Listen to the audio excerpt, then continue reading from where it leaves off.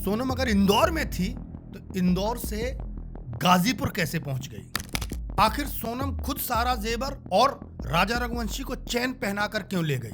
सोनम के पिता क्यों कह रहे हैं कि मुझे सीबीआई जांच से कम कुछ भी नहीं चाहिए? सोनम की सहेलियों ने क्यों कहा कि चाहे दुनिया एक तरफ हो जाए, हम ये कभी नहीं मानेंगे कि सोनम ऐसा कर सकती है? क्या है इस गुत्थी की पड़ताल? आइए बताते हैं विस्तार से। रामचंद्र कह गए सिया से ऐसा कलयुग आएगा, हंस चुकेगा दाना तिनका, कौआ मोती खाएगा। जी हाँ, कलयुग की ये तमाम सारी जो आजकल घटनाएं हो रही हैं, इनको देखकर ऐसे ही लगता है कि आजकल के लोग कूड़ा कचरे पर यकीन करते हैं, अच्छे लोग इनको पसंद नहीं आते हैं। आप देखेंगे जो अभी हाल ही में इंदौर में केस हुआ, जिसमें सोनम ने जिस प्रेमी के लिए अपने पति का कत्ल किया, अगर उन दोनों की तुलना की जाए तो उसके पति के सामने राज कुशवाहा कुछ भी नहीं है। कहते हैं ना कि दिल आया गधी पे तो परी क्या चीज़ है। तो जहां दिल लग जाता है आदमी वहीं सब कुछ करता है। अब इस केस में नया अपडेट ये निकल के आया है कि पटना से मेघालय पुलिस सोनम को मेघालय ले गई है। आज उसको कोर्ट में पेश किया जाएगा और कोर्ट उसके बारे में क्या फैसला देता है, इस पर आज की ये पूरी जो कहानी है वो निर्भर करेगी। दूसरी तरफ जो सारे तमाम आरोपी थे उन लोगों को भी पुलिस ले जाकर मेघालय पहुंचा चुकी है। तमाम सारी परतें खुलने के बाद इंडिया टाइम्स की एक खुफिया खबर आई है, जिसमें बताया गया है कि सोनम ने जैसे ही उसकी हत्या की, राजा रघुवंशी की, उसकी हत्या करने के बाद सोनम गुवाहाटी से पटना की ट्रेन लेकर और पटना से इंदौर पहुंच गई। यानी 25 से 27 मई के बीच सोनम इंदौर आ चुकी थी। और इंदौर के एक डिप्टी एसपी का कहना है कि देवास गेट पर उसने एक रेंट का कमरा लेकर वहां रात से मुलाकात की और वहीं शिफ्ट हो गई थी। 25 से 27 मई के बीच जब सोनम इंदौर आ गई तो 27 मई से 2 जून के बीच का जो घटनाक्रम था उसमें सोनम पूरी तरह से बेखौफ हो चुकी थी। पुलिस अपनी तफ्तीश कर रही थी और उसको ये पक्का यकीन था कि पुलिस जो है राजा रघुवंशी की लाश को ढूंढ नहीं पाएगी और इसी कारण से वो यहाँ इंदौर में आकर आराम से शिफ्ट हो गई थी। लेकिन 2 जून को जैसे ही राजा रघुवंशी की उस खाई में लाश मिली, सोनम को लगा कि अब हमारा भंडा फूट गया है और तभी से राज कुशवाहा ने मिलकर एक ऐसा प्लान किया कि इसको यहाँ से कुछ दूरी पर जाके इस तरह दिखाया जाए कि सोनम जो है उसको अपहरणकर्ताओं ने पकड़ लिया था और उसका चीज जेवर सारा कुछ लूट लिया है और उसको बहुत प्रताड़ित किया है। इधर जब सोनम से पुलिस ने पूछा कि इन 15 दिनों के बीच में क्या हुआ, तो सोनम ने कहा कि मुझे कुछ भी याद नहीं है, मैं बेहोश थी, मैं मानसिक रूप से बिल्कुल पागल हो चुकी थी, मुझे कुछ भी याद नहीं है कि इस बीच क्या हुआ। एक खबर बताती है कि पटना एयरपोर्ट के पास जब सोनम से ये बात पूछी गई तो सोनम नीचे मुंह करके बैठी रही और उसने एक शब्द भी बताने से इनकार कर दिया। राज कुशवाहा के बारे में अपडेट ये है कि वो उत्तर प्रदेश के फतेहपुर का रहने वाला है और कोरोना काल में उसके पिता की मृत्यु हो गई थी। अभी पिछले 1-2 हफ्ते पहले यहाँ फतेहपुर में शादी थी तो उसका पूरा परिवार यहाँ शादी में भाग लेने आया था। राज कुशवाहा की दादी का कहना ये है कि हम लोग हर साल फतेहपुर में अपने गाँव में आया करते थे और उसके बाद इंदौर में वहाँ नौकरी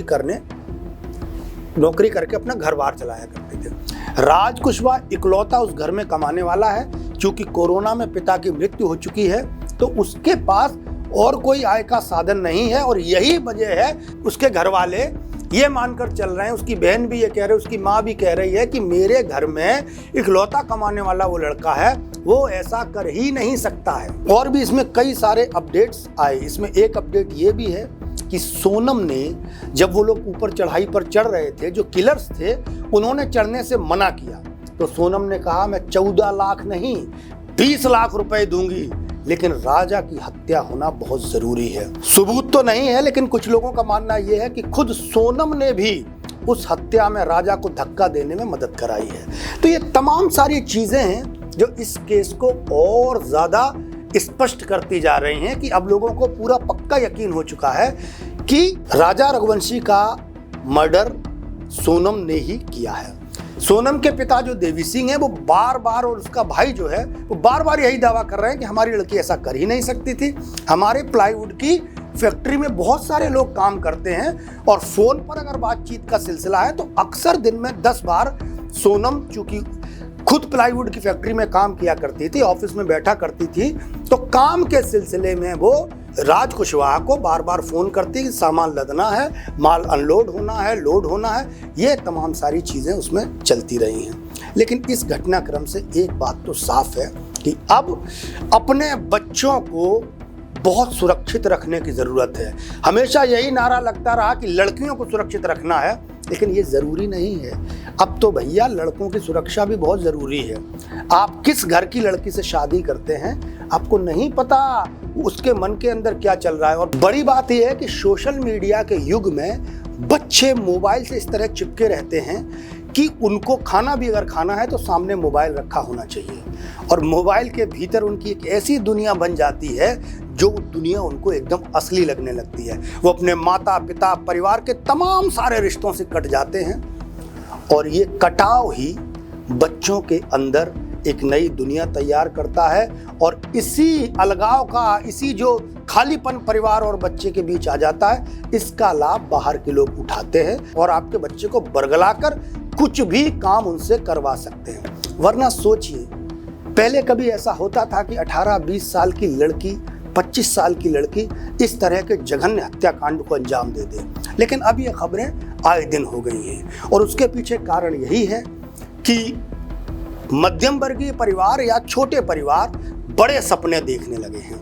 बड़े सपने देखने के लिए बड़ी मेहनत करनी पड़ती है, लेकिन लोग मेहनत तो करना नहीं चाहते, दूसरे के कंधे पर लात रखकर आगे बढ़ना चाहते हैं। सोनम और राज कुशवाहा की कहानी भी कुछ इसी ओर इशारा कर रही है। सोनम ने राजा रघुवंशी से शादी इसलिए की कि दहेज में उसको जेवर मिलेगा, पैसे मिलेंगे और वो आर्थिक रूप से थोड़ी मजबूत स्थिति में पहुंच जाएगी।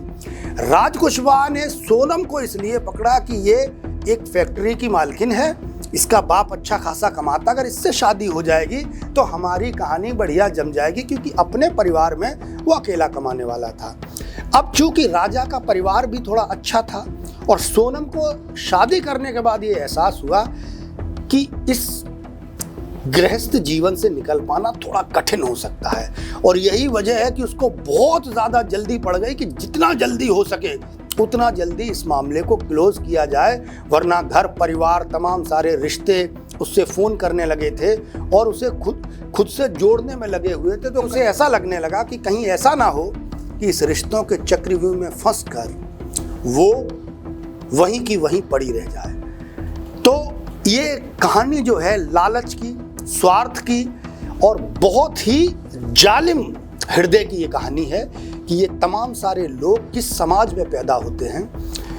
जब तक ये घटनाएं नहीं घटती हैं हम लोगों को पता ही नहीं चलता भैया कि ऐसा कुछ हो भी सकता है, लेकिन अचानक खबर आती है कि आपके पड़ोस में रहने वाला कोई लड़का या कोई लड़की जघन्य अपराधी बन चुका है, तब आपका माथा ठनकता है। दूसरे के यहाँ घटना घटती है तो आपको लगता है कि अरे उसके यहाँ मेरे यहाँ थोड़ी होगी, लेकिन आप दूर नहीं हैं। अपने बच्चों पर थोड़ा सा नियंत्रण रखिए, देखिए कि वो क्या कर रहे हैं, उन पर थोड़ी सी नज़र रखना भी ज़रूरी है।